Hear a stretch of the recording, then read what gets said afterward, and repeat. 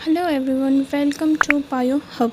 देखिए, आज हम पढ़ेंगे द लिविंग वर्ल्ड। ये हमारा फर्स्ट चैप्टर है क्लास 11th का।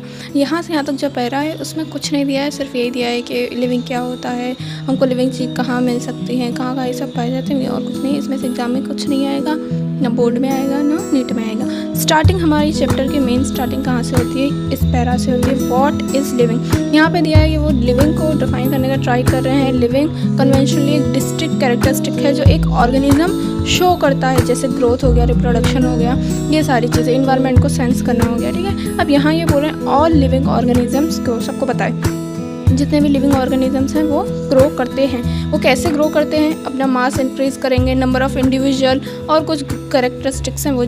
जैसे उन्होंने बताया कि एक मल्टी सेल्यूलर ऑर्गेनिजम्स है वो कैसे ग्रो करता है, सेल डिवीजन से ग्रो करता है। ठीक है, और प्लांट्स है वो भी सेल डिवीजन से ग्रो करता है। और प्लांट्स की जो ग्रोथ होती है वो कंटिन्यूस होती है, लाइफ टाइम, वो अपने पूरे जीवन भर ग्रो करता है। लेकिन एनिमल्स जो है वो एक स्पेसिफिक टाइम तक, स्पेसिफिक एज तक ही ग्रो करते हैं। कुछ टिश्यू में क्या होता है कि कुछ सेल्स होती हैं टिश्यू में, वो रिप्लेस कर दी जाती है, जैसे कोई सेल्स ख़राब हो गई उस तरह। और यूनिसेलुलर ऑर्गेनिज्म है वो भी सेल डिवीजन से ही करता है, जो हम इजीली ऑब्जर्व कर सकते हैं इन विट्रो कल्चर में। जैसे आप एक स्किन सेल ले लो और उसको जब आप माइक्रोस्कोप में देखोगे तो उसको ऑब्जर्व करो कि एक सेल, दो सेल, तीन सेल वो आगे बढ़ रहे हैं। ठीक है, ये और इन्होंने बोला कि in majority of higher animal and plants growth and reproduction are mutually exclusive event. क्या बोला है कि हम अगर एनिमल और प्लांट्स में देखें तो ग्रोथ और रिप्रोडक्शन जो होता है वो एक्सक्लूसिव इवेंट होते हैं। इस चीज़ को हम कैसे याद रख सकते हैं कि जैसे बॉडी का मास बढ़ना, ठीक है, लेकिन ये ऐसा कह रहे हैं कि बॉडी का जो मास है वो बढ़ा है, वो तो नॉन लिविंग में भी बढ़ता है, जैसे माउंटेन्स हो गया, बोल्डर्स हो गया, सैंड मोल्ड्स हो गया।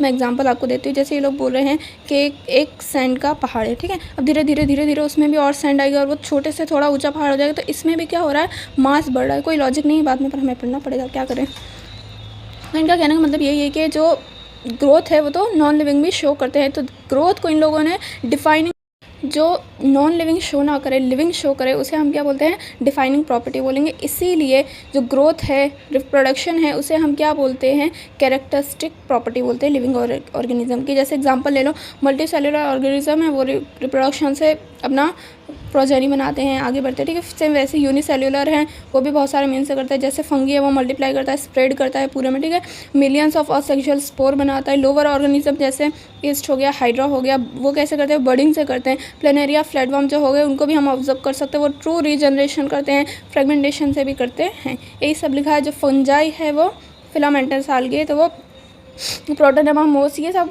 फ्रेगमेंटेशन से मल्टीप्लाई करते हैं। यूनिसेल्युलर की बात करें तो जैसे बैक्टीरिया हो गया, यूनिसेल्युलर आल्गी हो गया, अमीबा हो गया, ये सारे, इनका जो रिप्रोडक्शन है वो सिनोनिमस होता है ग्रोथ के साथ। जो नंबर होगा सेल का इंक्रीज़ होगा और इनकी ग्रोथ भी इंक्रीज़ होगी।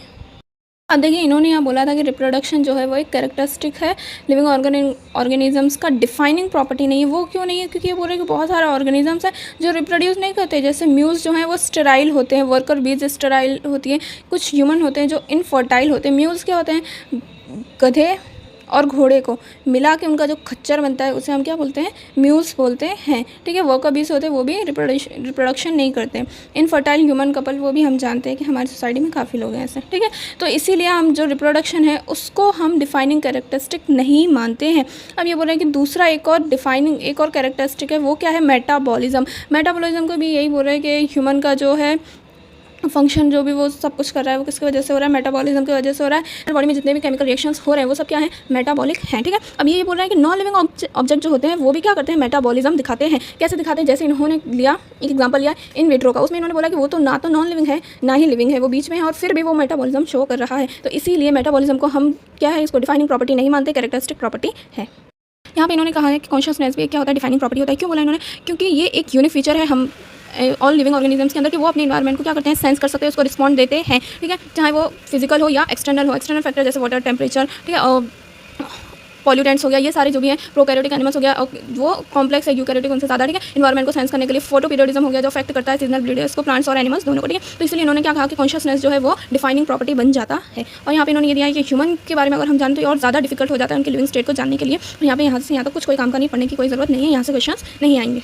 हमें कंक्लूजन क्या निकला है कि लिविंग बींग्स की कैरेक्टरिस्टिक प्रॉपर्टी क्या आएगी? ग्रोथ, रिप्रोडक्शन, मेटाबॉलिज्म, और डिफाइनिंग प्रॉपर्टी आएगी सेल्युलर ऑर्गेनाइजेशन एंड कॉन्शियसनेस। चलिए अब हम इसके क्वेश्चंस देखते हैं जो PYQ में आए।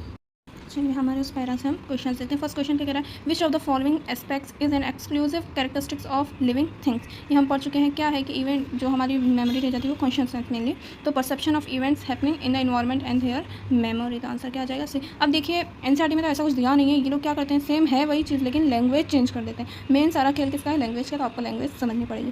सेकंड क्या आता है, the living organism can be unexceptionally distinguish from the non living thing on the basis of their ability for. हम नॉन लिविंग और लिविंग में कैसे डिफरेंस बता सकते हैं, मेन डिफरेंस, तो वो क्या हो जाएगा, responsiveness to touch, consciousness, same वही। Biological organisation start with, biological organisation कहाँ से शुरू होता है, सब माइक्रोस्कोपिक मॉलिक्यूलर लेवल से। Thank you. वीडियो अच्छा लगा हो तो प्लीज़ फॉलो करें, लाइक करें, शेयर करें।